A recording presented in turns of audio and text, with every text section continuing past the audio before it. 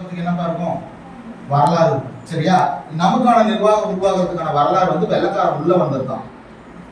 நம்மளுடைய நிர்வாகம் உருவாவதற்கு மூல காரணமாகவும் சோர்ஸாகவும் இருந்தது வந்து எதுப்பா? வெள்ளக்காரன் நம்ம நாட்டை வந்து கைப்பற்றினது தான். சரியா? அப்போ வெள்ளக்காரன் இந்த வரலாறு தான் எது அப்படின்னு பாத்தீங்கன்னா நம்ம என்னத்தை படிக்கிறோம்? ஐஎன்எம். சரியா?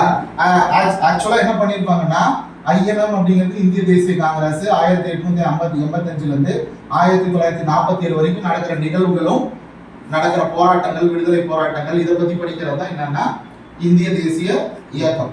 சரியா? ஆனா அதுக்குள்ள தலைவர்கள் வருவாங்க. அப்ப ரெண்டு பாயிண்ட் தான் அந்த இடத்துல. ஒண்ணு வந்து விடுதலை போராட்டம். சரியா? இன்னொன்னு வந்து தலைவர்கள். சரியா? அந்த விடுதலை போராட்டத்துக்காக உருவாக்கப்பட்ட இயக்கம் தான் என்னது? இந்திய தேசிய காங்கிரஸ். அவங்க நிறைய சிட்டிங் வச்சிருப்பாங்க, அமர்வுகள். சரியா? ஒவ்வொரு வருஷமும் ஒரு அமர்வுகள் இருப்பாங்க, அதுக்கு ஒரு தலைவர் இருப்பாங்க. இதெல்லாம் கேள்வியா வரும். சரியா? இப்போ இந்த வரலாறுலாம் அதுதானே வரலாறு. ஏன் சார் அது வரலாறு? ஐஎன்எம்